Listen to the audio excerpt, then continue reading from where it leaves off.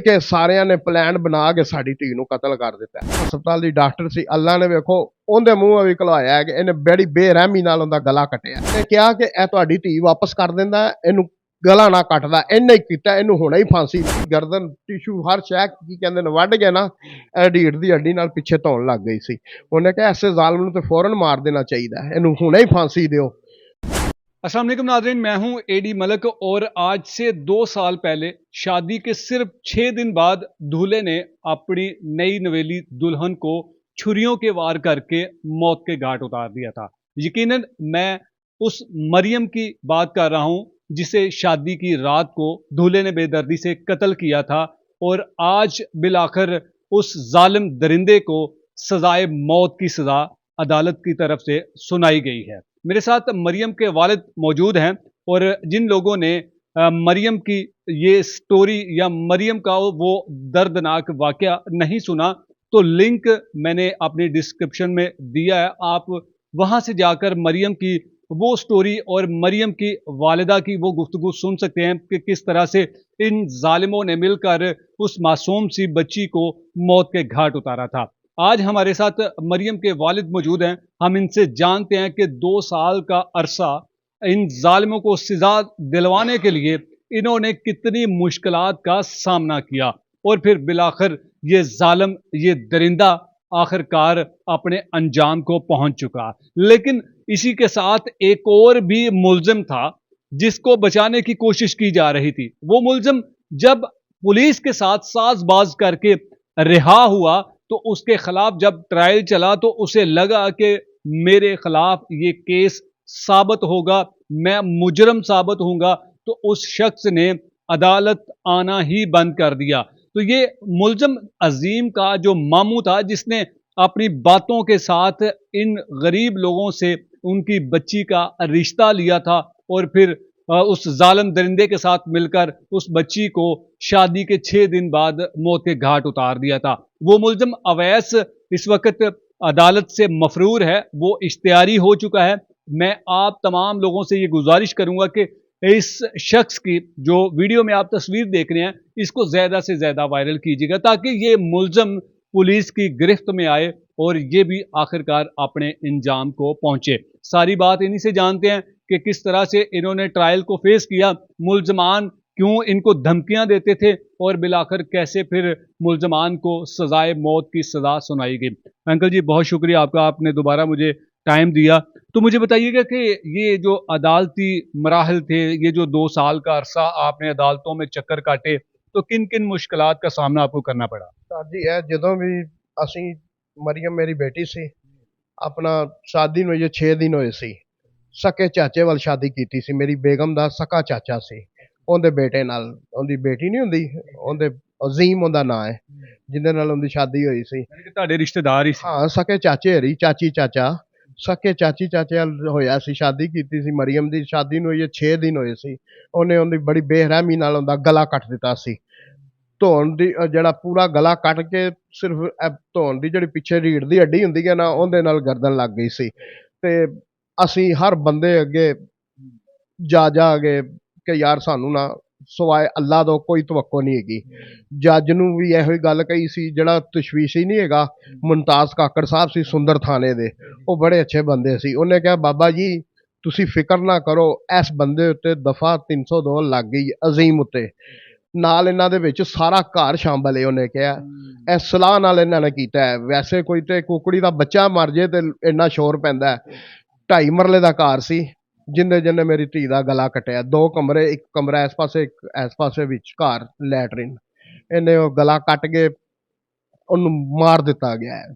ਅੱਛਾ ਅੰਕਲ ਜੀ, ਅਸੀਂ ਜਦੋਂ ਇਹ ਵਾਕਿਆ ਹੋਇਆ ਸੀ ਤੇ ਮਰੀਮ ਦੀ ਵਾਲਦਾ ਦਾ ਵੀ ਅਸੀਂ ਇੰਟਰਵਿਊ ਕੀਤਾ, ਫਿਰ ਉਸ ਤੋਂ ਬਾਅਦ ਮੁਲਜ਼ਮ ਦਾ ਵੀ ਇੰਟਰਵਿਊ ਕੀਤਾ। ਮੁਲਜ਼ਮ ਨੇ ਇਲਜ਼ਾਮ ਲਗਾਇਆ ਸੀ ਕਿ ਮਰੀਮ ਜਿਹੜੀ ਹੈਗੀ ਹੈ ਨਾ ਉਹ ਠੀਕ ਨਹੀਂ ਸੀ ਹੈ, ਉਹਦਾ ਕਿਰਦਾਰ ਠੀਕ ਨਹੀਂ ਸੀ ਹੈ। ਆਇਆ ਕਿ ਇਹ ਟਰਾਇਲ ਦੇ ਵਿੱਚ ਤਸਲੀਮ ਹੋਇਆ, ਕੋਈ ਸਬੂਤ ਉਹਨੇ ਦਿੱਤੇ ਸੀ ਕੋਈ ਤੁਹਾਡੀ ਬੱਚੀ ਇਸ ਤਰ੍ਹਾਂ ਦੀ ਸੀ? ਸਾਰਾ ਜਿੰਨੇ ਵੀ ਉਹਨੇ ਗੱਲ ਕੀਤੀ ਸੀ ਨਾ, ਉਹ ਅਜ਼ੀਮ ਨੇ, ਅਜ਼ੀਮ ਦੇ ਮਾਮੂ ਨੇ, ਜਿਹੜੇ ਵੀ ਨੇ, ਉਹ ਸਭ ਝੂਠ ਸੀ। ਉਹਨੇ ਫਿਰ ਮੰਨਿਆ ਵੀ। ਅਜ਼ੀਮ ਕਹਿੰਦਾ ਮੈਂ ਐਵੇਂ ਤੁਹਾਨੂੰ ਧਮਕਾ ਰਿਹਾ ਸਾਂ ਕਿ ਤੁਸੀਂ ਅਦਾਲਤ ਚੋਂ ਆਪਣਾ ਫੈਸਲਾ ਨਹੀਂ ਜਿਹੜਾ ਹੁੰਦਾ ਵਾਪਸ ਲੈ ਲਓਗੇ, ਮੈਂ ਤੁਹਾਡੀ ਧੀ ਪਾ ਕੇ, ਮੈਂ ਨਹੀਂ ਕਹਿੰਦਾ, ਮੇਰੀ ਬੀਵੀ ਬਹੁਤ ਅੱਛੀ, ਉਹ ਇਹ ਵੀ ਗੱਲ ਮੰਨਦਾ, ਕਹਿੰਦਾ ਤੁਸੀਂ ਮੇਰੇ ਕੋਲੋਂ ਗਲਤੀ ਹੋ ਗਈ, ਮੈਨੂੰ ਮਾਫ ਕਰ ਦਿਓ। ਅਸੀਂ ਕਿਹਾ ਅਸੀਂ ਨਹੀਂ ਤੈਨੂੰ ਮਾਫ ਕਰ ਸਕਦੇ, ਸਾਨੂੰ ਇਨਸਾਫ ਚਾਹੀਦਾ। ਸੈਕਸ਼ਨ ਕੋਰਟ 'ਚ ਕੇਸ ਲੱਗਾ ਸੀ, ਵਾਨੇ ਅਦਲ 'ਚ, ਅਬਦੁਲ ਗਫੂਰ ਦੀ ਅਦਾਲਤ ਸਾਹਿਬ 'ਚ, ਅਦਾਲਤ 'ਚ ਰਜ਼ਵਾਨ ਸਾਡਾ ਵਕੀਲ ਸੀ, ਬੜਾ ਅੱਛਾ ਵਕੀਲ ਹੈ, ਇਹਨੇ ਸਾਡਾ ਪੂਰਾ ਸਾਥ ਦਿੱਤਾ ਹੈ। ਫਿਰ ਅੱਲਾ ਤੁਹਾਡਾ ਭਲਾ ਕਰੇ। ਕੀ ਕਹਿੰਦੇ ਨੇ, ਇਹ ਜਿਹੜਾ ਅਜ਼ੀਮ ਹੈ, ਇਹਦਾ ਮਾਮੂ ਹੈ, ਇਹਨੂੰ ਵਿੱਚ ਲਿਖਿਆ ਨਹੀਂ ਸੀ, ਫਿਰ ਇਹਦੇ ਤੇ ਦੁਬਾਰਾ ਅਦਾਲਤ ਦੇ ਥਰੂ CCP ਦੇ ਦਫ਼ਤਰ ਜਾਓ, ਉਹਦੇ 'ਚ ਉਹਨਾਂ ਨੂੰ ਪੁੱਛਿਆ। ਅੰਕਲ ਜੀ, ਉਹ ਅਜ਼ੀਮ ਦੇ ਨਾਲ ਹੀ ਉਹਦਾ ਮਾਮੂ ਅਵੈਸ ਦੋਵੇਂ ਗ੍ਰਿਫਤਾਰ ਸੀ, ਤੇ ਫਿਰ ਕਿਸ ਤਰ੍ਹਾਂ ਅਜ਼ੀਮ ਜਿਹੜਾ ਹੈਗਾ ਨਾ ਉਹਦੀ ਜ਼ਮਾਨਤ ਹੋ ਗਈ, ਜਾਂ ਕਿਸ ਤਰ੍ਹਾਂ ਉਹ ਪੁਲਿਸ ਤੋਂ ਛੁੱਟ ਗਿਆ ਸੀ? ਉਹਨਾਂ ਨੇ ਕਹਿਤਾ ਸੀ ਜੀ, ਪੁਲਿਸ ਵਾਲੇ ਕਹਿੰਦੇ ਸੀ ਜੀ ਕਿ ਨਾ ਸਾਨੂੰ ਇਹੋ ਹੀ ਸੋਚਿਆ ਕਿ ਨਾ ਉੱਤੋਂ ਸੁੱਤਾ ਪਿਆ ਪਾਇਆ, ਕਦੀ ਕਹਿੰਦੇ ਨੇ ਕਿ ਉੱਥੋਂ ਵੈਸੇ ਹੀ ਪਾਇਆ, ਉਹ ਆਪਣਾ ਉਹਨੇ ਬਚਾਅ ਵਾਸਤੇ ਉਹਨੇ ਇਸ ਤਰ੍ਹਾਂ ਕੀਤੀ, ਆਪਣੇ ਆਪ ਨੂੰ ਬਚਾਉਣ ਲਈ ਇਸ ਤਰ੍ਹਾਂ ਦੇ ਬਿਆਨ ਦੇ ਰਿਹਾ, ਇਸ ਤਰ੍ਹਾਂ ਦੇ ਬਿਆਨ ਦੇ ਰਿਹਾ ਸੀ ਕਿ ਮੈਂ ਬਚ ਜਾਵਾਂਗਾ, ਮੈਂ ਕਹਾਂਗਾ ਮੈਂ ਕੀਤਾ, ਮੈਂ ਉਹ ਕੀਤਾ, ਪਰ ਨਹੀਂ। ਫਿਰ ਤੁਹਾਨੂੰ ਪਤਾ ਪੁਲਿਸ ਵਾਲੇ ਹਰ ਗੱਲ ਜਾਣਦੇ ਨੇ। ਉਹ ਫਿਰ ਉਹਨੂੰ ਦਫਾ 34 ਲੱਗੀ, ਉਹ ਹਰ ਤਰੀਕ ਦੇ ਆਉਂਦਾ ਸੀ, ਬਾਅਦ ਵਿੱਚ ਦਫਾ 34 ਆਜ਼ਾਦ ਹੋਏ। ਹਾਂ, ਦਫਾ 34 ਲੱਗ ਗਏ, ਉਹਦੇ ਵੈਸ ਉੱਤੇ ਦਫਾ 34 ਲੱਗ ਗਈ। ਉਹ ਹਰ ਅਦਾਲਤ 'ਚ ਮਹੀਨੇ 2 ਤਰੀਕਾਂ ਦੇ ਆਉਂਦਾ ਸੀ। ਜਦੋਂ ਉਹਨੂੰ ਜੱਜ ਨੇ ਕਿਹਾ ਨਾ ਵੀ ਤੁਹਾਡਾ ਅੱਜ ਆਖਰੀ ਫੈਸਲਾ ਹੈ, ਤੁਹਾਨੂੰ ਨਾ ਜਿਹੜਾ ਤੁਸੀਂ ਕਰਨਾ ਹੈ ਨਾ ਵਕੀਲ, ਕਿ ਦੋਵਾਂ ਦਾ ਟ੍ਰਾਇਲ ਇਕੱਠਾ ਚੱਲਦਾ ਪਿਆ ਸੀ, ਤੇ ਤੁਸੀਂ ਨਾ ਆਪਣਾ ਨਾ ਜੋ ਕਰਨਾ ਚਾਹੁੰਦੇ ਹੋ ਨਾ ਵਕੀਲ, ਉਹ ਸੱਚ ਬੋਲੋ। ਉਹ ਵਜ਼ੀਮ ਨੇ ਇਹ ਕਰਾਰ ਕੀਤਾ ਜੀ ਮੇਰੀ ਬੀਵੀ ਠੀਕ ਸੀ, ਮੈਂ ਨਾ ਵੈਸੇ ਹੀ ਧਮਕਾਣਿਆ ਤੋਂ ਮੇਰੇ ਤੋਂ ਛੁਰੀ ਚੱਲ ਗਈ। ਉਹਨੇ ਕਿਹਾ ਕਦੀ ਇੰਜ ਵੀ ਛੁਰੀ ਚੱਲ ਰਹੀ ਹੈ? ਅਜ਼ੀਮ ਨੇ ਫਿਰ ਖੁਦ ਕਰਾਰ ਕੀਤਾ ਜੀ ਮੈਂ ਗਲਾ ਕੱਟਿਆ ਆਪਣੀ ਬੇਗਮ ਦਾ। ਪੁੱਛਿਆ ਨਹੀਂ ਜਾਂ ਦੱਸਿਆ ਨਹੀਂ ਉਹਨੇ ਕਿ ਮੈਂ ਕਿਉਂ, ਵਜ੍ਹਾ ਕੀ ਸੀ ਗਲਾ ਵੱਢਣ ਦੀ? ਕੋਈ ਵਜ੍ਹਾ ਨਹੀਂ ਜੀ, ਕੁਛ ਨਹੀਂ ਜੀ, ਬਸ ਵੈਸੇ ਹੀ ਮੈਂ ਇਹੋ ਹੀ ਗੱਲ ਕਹਿੰਦਾ, ਬਸ ਵੈਸੇ ਹੀ ਮੈਂ ਗਲਾ ਕੱਟ ਦਿੱਤਾ। ਕੋਈ ਹੋਰ ਉਹਨੇ ਨਿਜ਼ਾਮ ਨਹੀਂ, ਕੋਈ ਕੁਛ ਨਹੀਂ, ਕੋਈ ਪੂਰਾ ਸਬਜ਼ਾਜ਼ਾਰ ਦਾ ਮਿਸ ਹੈਗੀ ਸੀ ਮੇਰੀ ਬੇਟੀ। ਆਪਣਾ ਟੀਚਰ ਸੀ, ਬਿਲਕੁਲ ਟੀਚਰ ਸੀ, ਆਪਣਾ ਕੀ ਕਹਿੰਦੇ ਨੇ ਬੱਚੇ ਪੜਾਉਂਦੀ ਸੀ, ਪੂਰਾ ਸਬਜ਼ਾਦਾਰ ਦਾ ਇੱਕ ਬੂਹਾ ਖੜਕਾ ਸਕਦੇ ਹੋ, ਤੁਸੀਂ ਪੁੱਛ ਸਕਦੇ ਜੇ ਕਿ ਅਸੀਂ ਕਿਵੇਂ ਦੇ ਆ। ਅਸੀਂ ਆਪਣੇ ਬੱਚਿਆਂ ਨੂੰ ਮਿਹਨਤ ਕਰਕੇ ਪੜਾਇਆ ਲਿਖਾਇਆ, ਉਹ ਘਰੋਂ ਬਾਹਰ ਨਹੀਂ ਸੀ ਜਾਂਦੇ। ਜਿਸ ਮਰਜ਼ੀ ਬੰਦੇ ਕੋਲ ਅਸੀਂ ਇੱਥੇ बैठे हुए हैं, बाहरों जाकर गली तो पूछ। बिल्कुल नाज़रीन, ये थोड़ी सी मैं इनकी बात की तस्दीक कर देता हूँ कि जब मरियम को कत्ल किया गया था तो यकीन करें ये पूरा इलाका जो था वो सोग में मुब्तला था कि इतनी प्यारी मासूम सी बच्ची को बेदर्दी से कत्ल कर दिया। ये जालिम इस शख्स को आखिरकार किसने इख्तियार दिया था कि वो मासूम किसी की बेटी को, जिस गरीब इंसान ने मेहनत मजदूरी करके अपनी बेटी की शादी की थी खुशियों के साथ, इनको कितने अरमान थे अपनी बेटी की शादी करने के, लेकिन उस जालिम शख्स ने जिसने उसे मौत के घाट उतारा था। और उसके बाद इस इलाके में जब हम आए, हमें लोगों ने बताया, हमारे कमेंट सेक्शन भरे पड़े हुए हैं कि वो मासूम सी बच्ची आखिरकार जिस पर ये इल्ज़ाम लगाया था कि उसका किरदार ठीक नहीं था, तो वो मुलजम, वो मुजरिम, वो ये इल्ज़ाम लगाने में वो साबित नहीं कर सका। वो झूठा शख्स था, वो एक घटिया इंसान था जिसने ये सारा कारनामा दिया था। और उसके बाद अब वो हमेशा के लिए जब वो तख्तादार पर लटकेगा तो सोचें फिर उसके जो घर वाले होंगे जिन्होंने उस भेड़िए दरिंदे को पैदा किया होगा, उन पर क्या क़यामत गुजरेगी। उन्होंने क्या सोचा होगा कि जी हमने किसी की बेटी को मार के हम सुकून से बैठ जाएंगे।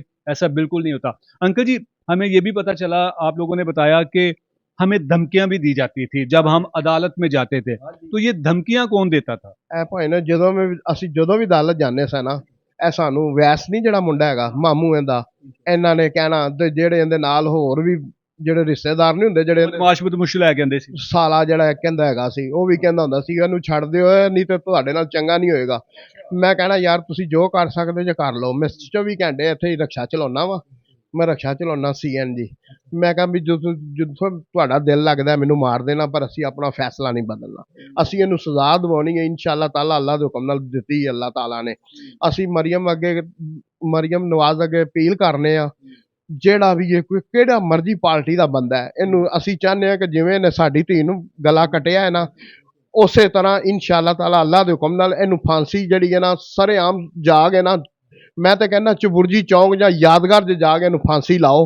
बिल्कुल ऐसे मुलजमान, ऐसे दरिंदों को सरेआम फांसी होनी चाहिए, सरेआम इन्हू लटका के फांसी लाओ, यादगार लाओ, जिथे तुहाडा दिल करदा लाओ। किसी दी होर भी किसी भी दुनिया दी किसी धी भैन दा कोई गला ना कट्टे। इन्हां नूं पूरी बलादरी च कोई मूँह नहीं लाउंदा। मुल्तान चुंगी 96 वाली गली खोता चौक बहुत मशहूर है। मुल्तान चुंगी लाहौर, मुल्तान चुंगी खोता चौक बड़ा मशहूर है। मुल्तान चुंगी ਤੁਸੀਂ ਅੰਦਰ ਨੂੰ ਲਗੇ ਜਾਓਗੇ ਤੇ ਇਹਨਾਂ ਦਾ ਇੱਕ ਮਹੱਲਾ ਹੁੰਦਾ ਸਾਡਾ, ਉੱਥੇ ਨਾ ਸਾਡੇ ਕੋਈ ਨਾ 7-8 ਰਿਸ਼ਤੇਦਾਰ ਰਹਿੰਦੇ ਨੇ। ਉੱਥੇ ਵੈਸ ਦੀ ਸੱਸ ਰਹਿੰਦੀ ਹੈ, ਉਹਦਾ ਨਾਂ ਹੈਗਾ ਆਪਣਾ ਕੀ ਕਹਿੰਦੇ ਨੇ ਫੁੱਫੀ ਨਿੱਕੋ, ਅਸੀਂ ਉਹਨੂੰ ਫੁੱਫੀ ਕਹਿੰਦੇ ਹਾਂ, ਉਹਦਾ ਨਾਂ ਵੈਸੇ ਨਿੱਕੋ ਹੈ। ਉਹਦਾ ਨਾਂ ਵੀ ਵੈਸੇ ਵੀ ਮਰੀਮ ਵੀ ਹੈਗਾ, ਵੈਸ ਦੀ ਜਿਹੜੀ ਸੱਸ ਹੈ ਉਹਦਾ ਨਾਮ ਮਰੀਮ ਹੈ। ਉਹ ਸਾਡੇ ਕੋਲ ਰਿਸ਼ਤਾ ਲਗਾਈ ਸੀ। ਫਿਰ ਸੋਨੀਆ ਜਿਹੜੀ ਹੈ ਨਾ, ਜਿਹੜੀ ਸੋਨੀਆ ਹੈ ਉਹ ਹੈਗੀ ਹੈ ਵੈਸ ਦੀ ਬੇਗਮ ਹੈ। ਇਹ ਦੋਵੇਂ ਸਾਡੇ ਘਰ ਆਉਂਦੇ ਸੀ, ਕਹਿੰਦੇ ਸੀ ਮਰੀਮ ਨੂੰ ਆਂਚ ਵੀ ਨਹੀਂ ਆਏਗੀ, ਤੂੰ ਸਾਡੀ ਧੀ ਹੈ ਸਾਨੂੰ ਦੇ ਦਿਓ। ਮਿਲ ਕੇ ਹੀ ਮਾਰ ਦਿੱਤੀ ਜੀ ਇਹਨਾਂ ਨੇ। ਮਿਲ ਕੇ ਸਾਰਿਆਂ ਨੇ ਪਲਾਨ ਬਣਾ ਕੇ ਸਾਡੀ ਧੀ ਨੂੰ ਕਤਲ ਕਰ ਦਿੱਤਾ। ਅਸੀਂ ਚਾਹੁੰਦੇ ਹਾਂ ਕਿ ਅੱਲਾਹ ਦੇ ਹੁਕਮ ਨਾਲ ਜਿਹੜਾ ਵੀ ਕਿਹੜਾ ਵੀ ਜੱਜ ਕਿਹੜਾ ਵੀ ਇਹਨੂੰ ਸਰੇਆਮ ਫਾਂਸੀ ਲਾਓ, ਦੁਬਾਰਾ ਕਿਸੇ ਦੀ ਧੀ ਭੈਣ ਨੂੰ ਉਂਗਲ ਨਾ ਲਾਏ ਕਿਸੇ ਦੀ ਵੀ ਅੰਕਲ ਧੀ ਜੀ ਭੈਣ ਨੂੰ। ਅੰਕਲ ਜੀ, ਇਹ ਜਦੋਂ ਅਵੈਸ ਨੂੰ ਪੁਲਿਸ ਨੇ ਛੱਡ ਦਿੱਤਾ ਜਾਂ ਇਹਦੀ ਜ਼ਮਾਨਤ ਹੋ ਗਈ, ਫਿਰ ਉਸ ਤੋਂ ਬਾਅਦ ਮੁਲਜ਼ਮ ਜਿਹੜਾ ਅਜ਼ੀਮ ਹੈ ਉਹਨੇ ਆਪਣੇ ਮਾਮੇ ਦੇ ਖਿਲਾਫ ਕੀ ਬਿਆਨ ਦਿੱਤਾ ਜੀ? ਆਪਣਾ ਜਦੋਂ ਉਹਨੂੰ ਵੈਸ ਦੀ ਜ਼ਮਾਨਤ ਹੋ ਗਈ ਨਾ, ਕਿ ਉਹਨਾਂ ਨੇ ਪੁਲਿਸ ਵਾਲਿਆਂ ਨੇ ਕਿਹਾ ਸੀ ਜੇ ਅਸੀਂ ਵੈਸੇ ਸੁੱਤੇ ਪਏ ਨੂੰ ਫੜਿਆ, ਕਦੀ ਕਹਿੰਦੇ ਕਿ ਮੈਂ ਉੱਥੇ ਮੌਜੂਦ ਸਾਂ, ਉਹ ਅਸੀਂ ਕਿਹਾ ਨਹੀਂ ਇਹ ਵਿੱਚ ਸ਼ਾਮਲ ਹੈਗਾ। ਉਹ ਫਿਰ ਦਫਾ 34 ਲਾ ਕੇ ਵਿੱਚ ਸ਼ਾਮਲ ਹੋ ਗਿਆ। ਫਿਰ ਉਹ ਮੰਨਿਆ ਵੀ ਨੇ ਵੈਸ ਤੇ ਅਜ਼ੀਮ ਵੀ। ਫਿਰ ਮਾਮੂ ਉਹਦਾ ਅਜ਼ੀਮ ਨਹੀਂ, ਜਿਹੜਾ ਅਜ਼ੀਮ ਦਾ ਮਾਮੂ ਵੈਸ ਜਿਹਦਾ ਨਾਂ ਹੈ, ਉਹ ਤੁਸੀਂ ਸੁੰਦਰ ਥਾਣੇ 'ਚ ਵੇਖੋਗੇ, ਹੋਰ ਵੀ ਰਿਕਾਰਡਿੰਗ 'ਚ ਵੇਖੋਗੇ ਨਾ, ਉਹਨੇ ਕਿਹਾ ਕਿ ਇਹ ਤੁਹਾਡੀ ਧੀ ਵਾਪਸ ਕਰ ਦਿੰਦਾ, ਇਹਨੂੰ ਗਲਾ ਨਾ ਕੱਟਦਾ, ਇਹਨੇ ਹੀ ਕੀਤਾ, ਇਹਨੂੰ ਹੁਣੇ ਹੀ ਫਾਂਸੀ ਲਾਓ। ਅਜ਼ੀਮ ਵੈਸ ਦੇ ਬਕੌਲ ਨੇ ਬਕਾਇਦਾ, ਉਹ ਕਹਿੰਦਾ ਕਿ ਇਹਨੇ ਗਲਤ ਕੀਤਾ ਪਰ ਮੈਨੂੰ ਛੱਡ ਦਿਓ। ਮੈਂ ਕਿਹਾ ਨਹੀਂ ਤੂੰ ਨਾਲ ਹੈਗਾ। ਫਿਰ ਅਜ਼ੀਮ ਨੇ ਜਦੋਂ ਉਹਨੂੰ ਸਜ਼ਾ ਸਜ਼ੂ ਹੋ ਜਾਂਦੀ ਹੈ ਬਾਅਦ ਚੋਂ, ਫਿਰ ਅਜ਼ੀਮ ਨੇ ਐਂਡ ਦੇ ਵਾਰੀ ਨਾ ਕਹਿੰਦਾ ਕਿ ਮਾਮੂ ਵੀ ਮੇਰੇ ਨਾਲ ਸ਼ਾਮਲ ਹੈਗਾ ਸੀ, ਇਹਨੇ ਛੁਰੀ ਵੀ ਧੋਤੀ, ਇਹਨੇ ਕਮਰਾ ਵੀ ਸਾਫ਼ ਕੀਤਾ ਬਿਆਨ ਮਿਟਾਉਣ ਵਾਸਤੇ। ਵੈਸ ਨੇ? ਹਾਂ ਵੈਸ ਨੇ। ਇਹ ਮੁਲਜ਼ਮ ਨੇ ਬਿਆਨ ਦੇ ਦਿੱਤਾ ਫਿਰ ਉਹਦੇ ਖਿਲਾਫ? ਹਾਂ ਉਹਦੇ ਖਿਲਾਫ ਬਿਆਨ ਦੇ ਦਿੱਤੇ ਨੇ। ਫਿਰ ਅੱਲਾ ਤੁਹਾਡਾ ਭਲਾ ਕਰੇ, ਜਦੋਂ ਬਿਆਨ ਦਿੱਤੇ ਨੇ ਫਿਰ ਕਹਿੰਦਾ ਮੈਨੂੰ ਛੱਡ ਦਿਓ। ਮੈਂ ਕਿਹਾ ਨਹੀਂ ਅਸੀਂ ਨਹੀਂ ਛੱਡ ਸਕਦੇ ਤੁਹਾਨੂੰ। ਇਹ ਹੁਣ ਵੀ ਸਾਨੂੰ ਪਿੱਛੇ ਵੀ ਆਏ ਨੇ ਉਹਨਾਂ ਦੇ ਬੰਦੇ ਬੁੰਦੇ ਕਿ ਸਾਡੇ ਨਾਲ ਸੁਲਾਹ ਕਰ ਲਓ, ਸਾਡੇ ਕੋਲੋਂ ਪੈਸੇ ਲੈ ਲਓ। ਅਸੀਂ ਕਿਹਾ ਅਸੀਂ ਤੁਹਾਡੇ ਕੋਲੋਂ ਪੈਸੇ ਕੀ ਲੈਣੇ ਨੇ, ਸਾਡੀ ਧੀ ਤੇ ਵਾਪਸ ਨਹੀਂ ਆ ਸਕਦੀ, ਪੈਸਾ ਤੇ ਕੰਜਰਾਂ ਕੋਲ ਵੀ ਬੜਾ ਹੈ। ਮੈਂ ਕਿਹਾ ਸਾਨੂੰ ਸਿਰਫ ਨਾ ਇਨਸਾਫ ਚਾਹੀਦਾ, ਤੇ ਅੱਲਾਹ ਦੇ ਹੁਕਮ ਨਾਲ ਇਨਸ਼ਾਅੱਲਾ ਤਾਲਾ ਅਬਦੁਲ ਗਫੂਰ ਦੀ ਅਦਾਲਤ 'ਚ ਸੈਕਸ਼ਨ ਕੋਰਟ, ਅਬਦੁਲ ਗਫੂਰ ਸਾਹਿਬ ਇਮਾਨਦਾਰ ਜੱਜ ਨੇ, ਉਹਨਾਂ ਨੇ ਕਿਹਾ ਸੀ ਫੈਸਲਾ ਤੋਲ ਕੇ ਕਰਾਂਗੇ। ਉਹਨਾਂ ਨੇ ਬਿਲਕੁਲ ਸਾਡੇ ਨਾਲ ਇਨਸਾਫ ਕੀਤਾ। ਅੱਛਾ ਅੰਕਲ ਜੀ, ਇਸ ਦੌਰਾਨ ਜ਼ਾਹਿਰੀ ਬਾਤ ਹੈ ਨਾ, ਮੁਖਤਲਿਫ ਜਿਹੜੇ ਹੁੰਦੇ ਨੇ ਜਿੱਥੋਂ ਵੀ ਟਰਾਇਲ ਗੁਜ਼ਰਿਆ ਹੋਏਗਾ, ਜਾਂ ਜਿਹਨੇ ਵੀ ਕਿਸੇ ਨੇ ਪੋਸਟਮਾਰਟਮ ਕੀਤਾ, ਕਿਸੇ ਨੇ ਤਫਤੀਸ਼ ਕੀਤੀ, ਇਹ ਸਾਰੇ ਲੋਕ ਅਦਾਲਤ ਵਿੱਚ ਆ ਕੇ ਉਹਨਾਂ ਨੇ ਗਵਾਹੀ ਦਿੱਤੀ ਸੀ? ਕੋਈ ਡਾਕਟਰ ਨੇ ਜਿਹਨੇ ਪੋਸਟਮਾਰਟਮ ਕੀਤਾ, ਜਾਂ ਫਿਰ ਮੁਮਤਾਜ਼ ਕਾਕੜ ਸਾਹਿਬ ਨੇ? ਹਾਂਜੀ ਸਰ ਜੀ, ਜਦੋਂ ਜਦੋਂ ਟ੍ਰਾਇਲ ਚੱਲੇ ਆ ਨਾ, ਜਦੋਂ ਆਖਰੀ ਮਹੀਨੇ ਦੇ ਵਿੱਚ, ਫਿਰ ਉਹਨਾਂ ਨੇ ਸਭ ਤੋਂ ਪਹਿਲੇ ਪੁਲਿਸ ਵਾਲਿਆਂ ਨੂੰ ਬੁਲਾਇਆ ਗਿਆ, ਦੱਸੋ ਜੀ ਤੁਸੀਂ ਮਰੀਮ ਦੀ ਲਾਸ਼ ਕਿੱਥੋਂ ਫੜੀ? ਉਹਨਾਂ ਨੇ ਕਿਹਾ ਜੀ ਆਪਣਾ ਚੂੰਗਾ, ਜਿੱਥੇ ਉਹ ਰਹਿੰਦੇ ਨਹੀਂ ਸੀ ਬਰਕਤ ਕਾਨੂੰਨੀ, ਜਿੱਥੇ ਉਹਨੇ ਕਤਲ ਕੀਤਾ, ਉਹਨਾਂ ਨੇ ਉਹਦੇ ਖਿਲਾਫ ਹੀ ਅਜ਼ੀਮ ਦੇ ਕੀਤਾ। ਫਿਰ ਉਹਨੇ ਮੁਮਤਾਜ਼ ਕਾਕੜ ਸਾਹਿਬ ਆਏ ਸੀ? ਫਿਰ ਮੁਮਤਾਜ਼ ਕਾਕੜ ਸਾਹਿਬ ਨੇ ਖੁਦ ਗਵਾਹੀ ਦਿੱਤੀ ਆ ਗਏ ਜੀ ਇਹ ਕਾਤਲ ਹੈਗਾ, ਇਹਨੇ ਉੱਥੋਂ ਮੈਂ ਲਾਸ਼ ਬਰਾਮਦ ਕੀਤੀ, ਮੈਂ ਸਭ ਕੁਝ ਕੀਤਾ, ਇਹ ਵਿੱਚ ਸ਼ਾਮਲ ਹੈਗਾ, ਨਾਲ ਮਾਮਾ ਵੀ, ਤੇ ਵੈਸ ਨੇ ਕਤਲ ਕੀਤਾ, ਉਹ ਕੀ ਅਜ਼ੀਮ ਨੇ ਕਤਲ ਕੀਤਾ ਜਿਹਨੇ। ਉਹਨਾਂ ਨੇ ਕਿਹਾ ਠੀਕ ਹੈ। ਫਿਰ ਉਹਨਾਂ ਨੇ ਡਾਕਟਰ ਬੁਲਾਈ ਹੈ, ਪੋਸਟਮਾਸਟਰ ਵਾਲੀ ਡਾਕਟਰ ਨਹੀਂ ਹੁੰਦੀ, ਉਹ ਬੜੇ ਵੱਡੇ ਜਨਾਹ ਹਸਪਤਾਲ ਦੀ ਡਾਕਟਰ ਸੀ। ਅੱਲਾ ਨੇ ਵੇਖੋ ਉਹਦੇ ਮੂੰਹ ਵੀ ਘਲਾਇਆ ਕਿ ਇਹਨੇ ਬੜੀ ਬੇਰਹਿਮੀ ਨਾਲ ਉਹਦਾ ਗਲਾ ਕੱਟਿਆ। ਬੰਦਾ ਧਮਕਾਉਂਦਾ ਕਿਤੇ ਛੁਰੀ ਦਾ ਟੱਕ ਲੱਗਦਾ, ਪਰ ਨਹੀਂ, ਉਹਨੇ ਸਾਰੀ ਗਰਦਨ ਟਿਸ਼ੂ ਹਰ ਸ਼ੈ ਕੀ ਕਹਿੰਦੇ ਨੇ ਵੱਢ ਕੇ ਨਾ ਢੀਡ ਦੀ ਹੱਡੀ ਨਾਲ ਪਿੱਛੇ ਧੌਣ ਲੱਗ ਗਈ ਸੀ। ਉਹਨੇ ਕਿਹਾ ਐਸੇ ਜ਼ਾਲਮ ਨੂੰ ਤੇ ਫੌਰਨ ਮਾਰ ਦੇਣਾ ਚਾਹੀਦਾ, ਇਹਨੂੰ ਹੁਣੇ ਹੀ ਫਾਂਸੀ ਦਿਓ। ਫਿਰ ਉਹ ਜਿੰਨੇ ਵੀ ਬੰਦੇ ਉਹ ਕੋਈ ਹੁੰਦੇ ਨੇ ਲਾਈਫ ਵਾਲੇ, ਜਿਹੜੇ ਸਬੂਤ ਨਹੀਂ ਹੁੰਦੇ, ਜਿਹੜੇ ਉਹ ਕੈਮਰਿਆਂ ਨਾਲ ਕਰਦੇ ਨੇ, ਉਹ ਸਾਰੇ ਸਬੂਤ ਇਹਦੇ ਖਿਲਾਫ ਆਏ ਸੀ। ਜਿੰਨਾ ਵੀ ਗਵਾਹ ਸੀ ਨਾ ਪੁਲਿਸ ਵਾਲੇ ਨੇ, ਅੱਲਾ ਨੇ ਮਰੀਮ ਦੇ ਹੱਕ 'ਚ ਕੀਤਾ, ਕਿਉਂਕਿ ਉਹ ਹੱਕ ਦੀ ਜੰਗ ਸੀ। ਮਰੀਮ ਨੂੰ ਇਨਸਾਫ ਮਿਲਿਆ? ਮਰੀਮ ਨੂੰ ਇਨਸਾਫ ਮਿਲਿਆ। ਜਿਸ ਬੰਦੇ ਨੇ ਵੀ ਕਿਹਾ ਹੈ ਨਾ, ਗਵਾਹੀ ਦਿੱਤੀ, ਪੁਲਿਸ ਵਾਲੇ ਤੋਂ ਲੈ ਕੇ ਮਹੱਲੇ ਵਾਲੇ ਤੋਂ ਲੈ ਕੇ ਹਰ ਬੰਦੇ ਨੇ ਇਹੋ ਕਿਹਾ ਕਿ ਕਾਤਲ ਹੈਗੇ ਨੇ। ਅੱਛਾ ਅੰਕਲ ਜੀ, ਹੁਣ ਜਿਹੜਾ ਮੁਲਜ਼ਮ ਅਵੈਸ ਫਰਾਰ ਹੈਗਾ, ਉਹਨੂੰ ਕਿਉਂ ਨਹੀਂ ਅਜੇ ਤੱਕ ਪੁਲਿਸ ਗ੍ਰਿਫਤਾਰ ਕਰ ਪਾ ਰਹੀ? ਭਾਈ ਨੂੰ ਕਹਿੰਦੇ ਨੇ ਕਿ ਜੀ ਇਹ ਪਹਿਲੇ ਉਹਨਾਂ ਨੇ ਇਹ ਫਿਲਮ ਚਲਾਤੀ ਸੀ ਕਿ ਜੀ ਇਹ ਨਾ ਘਰੋਂ ਜਿਵੇਂ ਕੰਮ ਤੇ ਨਹੀਂ ਜਾਂਦਾ ਤੇ ਨੱਸ ਗਿਆ, ਤੇ ਉਹ ਫਿਰ ਉਹਨਾਂ ਨੇ ਉਹਦਾ ਝੂਠੀ FIR ਕਟਾ ਕੇ ਪਰਚਾ ਨਹੀਂ ਹੁੰਦਾ ਉਹ ਰੱਖ ਦਿੱਤਾ। ਫਿਰ ਉਹਨਾਂ ਨੇ ਕਿਹਾ ਦਿੱਤਾ ਜੀ ਇਹ ਇਹਦਾ ਕੀ ਕਹਿੰਦੇ ਨੇ, ਇਹ ਜਿਹੜੀ ਕੀ ਕਹਿੰਦੇ ਨੇ ਸ਼ਨਾਖਤੀ ਕਾਰਡ ਵੀ ਘਰ ਭੁੱਲ ਗਿਆ, ਤੇ ਸਾਰਾ ਕੁਝ ਘਰ ਭੁੱਲ ਗਿਆ, ਤੇ ਗਵਾਹ ਹੋ ਗਿਆ। ਉਹ ਗਵਾਹ ਕੋਈ ਨਹੀਂ ਹੋਇਆ। ਇਹ ਪਿੱਛੇ ਹਫਤੇ 'ਚ ਸਾਡੀ ਜਿਹੜੀ ਵੈਸ ਦੀ ਸਕੀ ਮਾਂ ਹੈ ਨਾ, ਉਹਦੀ ਮਾਂ, ਉਹਦਾ ਨਾਂ ਚਾਚੀ ਛੀਮਾ ਸੀ, ਉਹ ਫੌਤ ਹੋ ਗਈ ਹੈ ਪਿਛਲੇ ਹਫਤੇ 'ਚ। ਤੇ ਉਹ ਲੋਕੀ ਰਿਸ਼ਤੇਦਾਰ, ਅਸੀਂ ਤੇ ਜਾਂਦੇ ਨਹੀਂ, ਕਿ ਸਾਨੂੰ ਜਾਣ ਦੀ ਲੋੜ ਹੀ ਨਹੀਂ, ਜਿਨ੍ਹਾਂ ਨੇ ਸਾਡੀ ਬੇਟੀ ਨੂੰ ਕਤਲ ਕੀਤਾ। ਉਹ ਆਨਲਾਈਨ ਉਹਨੂੰ ਨਹੀਂ ਹੁੰਦਾ ਮੋਬਾਈਲ ਦੇ, ਵੈਸ ਨੂੰ ਉਹਦੇ ਚਿਹਰੇ ਵਿਖਾਉਂਦੇ ਰਹੇ ਨੇ। ਜੇ ਗਵਾਹ ਹੋਇਆ ਤੇ ਉਹਨੂੰ ਚਿਹਰੇ ਕਿਉਂ ਵਿਖਾਉਂਦੇ ਪਏ ਜੇ? ਦੱਸੋ। ਇਹ ਸਾਰੇ ਘਰ ਨੂੰ ਪਤਾ ਹੈ ਕਿ ਇਹ ਬੰਦਾ ਕਿੱਥੇ ਬੈਠਾ ਤੇ ਕਿੱਥੇ ਨਹੀਂਗਾ। ਅਸੀਂ ਅੱਲਾ ਦੇ ਸਟੀ ਹੋਈ, ਜਿਸ ਦਿਨ ਗ੍ਰਿਫਤਾਰ ਹੋ ਗਿਆ, ਜੱਜ ਨੇ ਕਿਹਾ ਅਸੀਂ ਇਹਦਾ ਟ੍ਰਾਇਲ ਵੱਖਰਾ ਚੱਲੇਗਾ, ਫਿਰ ਇਹਨੂੰ ਸਜ਼ਾ ਹੋਏਗੀ। ਅੱਛਾ, ਜਿਸ ਦਿਨ ਅੰਕਲ ਜੀ ਅਜ਼ੀਮ ਨੂੰ ਸਜ਼ਾਏ ਮੌਤ ਦਾ ਫੈਸਲਾ ਜੱਜ ਦੀ ਤਰਫੋਂ ਸੁਣਾਇਆ ਗਿਆ, ਉਸ ਦਿਨ ਅਦਾਲਤ ਦੇ ਵਿੱਚ ਕੌਣ-ਕੌਣ ਮੌਜੂਦ ਸੀ? ਉਸ ਦਿਨ ਭਾਈ ਨਾ ਅਸੀਂ ਦੋਵੇਂ ਜੀ ਸਾਂ, ਤੇ ਉਹਨਾਂ ਦੇ ਸਾਰੇ ਜਿਹੜੇ ਨਹੀਂ ਹੁੰਦੇ ਅਜ਼ੀਮ ਤੇ ਮਾਮੂ, ਫੈਮਿਲੀ ਸਾਰੀ ਆਈ ਸੀ? ਸਾਰੀ ਫੈਮਿਲੀ ਆਈ ਹੋਈ ਸੀ। ਉਹ ਤੁਸੀਂ ਦੋਨੋਂ ਮੀਆਂ ਬੀਵੀ ਸੀ? ਅਸੀਂ ਸਿਰਫ ਜਦੋਂ ਵੀ ਗਏ ਆ ਸਾਡੇ ਨਾਲ ਅੱਲਾ ਤੇ ਅੱਲਾ ਦਾ ਰਸੂਲ ਤੇ ਦੋਵੇਂ ਜੀ ਜਾਂਦੇ ਰਹੇ ਆ ਬਸ ਕੱਲੇ। ਜੇ ਜਿੰਨੇ ਬੰਦੇ ਬਹੁਤੇ ਲਿਜਾਵਾਂਗੇ ਲੋਕਾਂ ਨੂੰ ਅਸੀਂ ਖਵਾਉਣ ਜੋਗੇ ਨਹੀਂ ਸਾਂਗਾ, ਜਿਹਨੂੰ ਕਹਿੰਦੇ ਸਾਨਾ ਕਿ ਸਾਨੂੰ ਲੈ ਚੱਲੋ। ਇਹ ਜਦੋਂ ਮੇਰੀ ਆਖਰੀ ਤਰੀਕ ਹੋਣੀ ਸੀ ਉਹਨਾਂ ਨੇ ਮੇਰੀ ਲੱਤ ਤੋੜ ਦਿੱਤੀ ਸੀ, ਇਹ ਲੋਕਾਂ ਨੇ ਆਪਰੇਸ਼ਨ ਕਰਾ ਕੇ ਮੇਰਾ ਠੀਕ ਕੀਤਾ।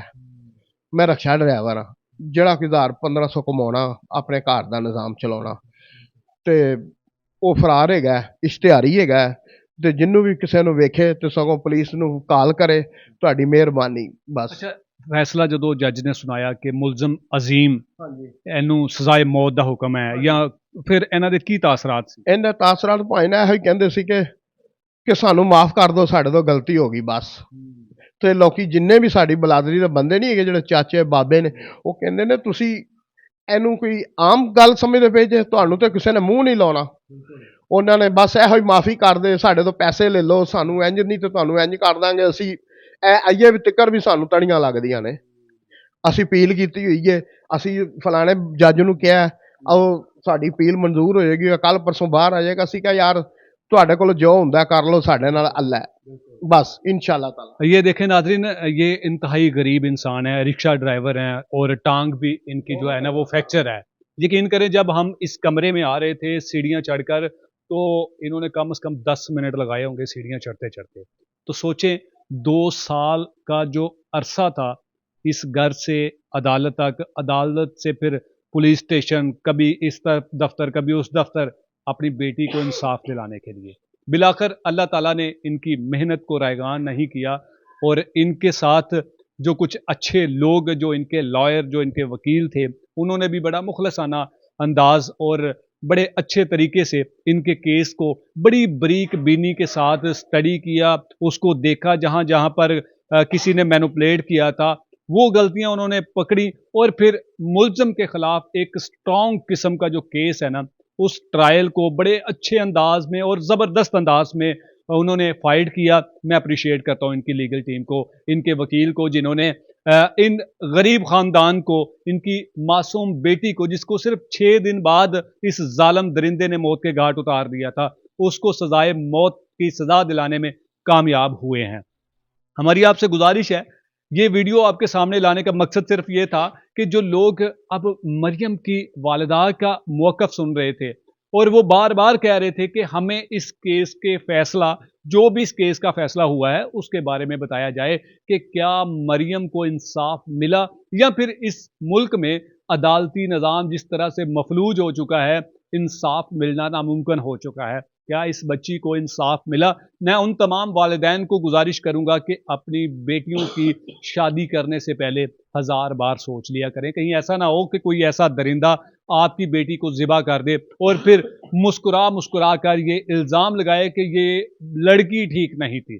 बिलाखिर वो ये इल्ज़ाम साबित करने में भी नाकाम हुआ। और मैं एंड पे आपसे गुजारिश करूंगा कि मुल्ज़म अवैस की तस्वीर, चाहे मेरी वीडियो से स्क्रीनशॉट लेकर पूरे सोशल मीडिया में वायरल कर दें, ताकि ये बंदा किसी कब्र में भी अगर छुपा हुआ है ना, तो वहां से भी पुलिस इसका खोज निकाले और इसको गिरफ्तार करे, और इसको इस केस में जो भी इसने जुर्म किया या जुर्म को मिटाने की इसने कोशिश की है, इसको इसके किए की सजा दी जाए। हम इनसे दोबारा शुक्रिया अदा करेंगे कि इन्होंने हमें दोबारा मौका दिया अपने साथ होने वाले जुल्म की, और फिर इनकी बेटी को जो अदालत से इंसाफ मिला है उसके बारे में हमने आपको बताया। तो यकीनन मुझे भी खुशी हुई कि आखिरकार इनकी बेटी वापस तो नहीं आ सकती, लेकिन इनको कम से कम ये तसल्ली ज़रूर मिल गई है कि हमें हमारी बेटी का इंसाफ मिल गया, हमारी बेटी की जो मौत है, हमारे बेटी का जो कत्ल है वो रायगा नहीं गया। और मुल्ज़म इंशाल्लाह, हमारी दुआ है, हमारी कोशिश है कि ऐसे दरिंदे, ऐसे मुल्ज़मान को सरेआम सजाएं दें, सरेआम फांसी पर लटकाया जाए, ताकि हमारी और बेटियां भी इस तरह बेदर्दी से कत्ल होने से बच सकें।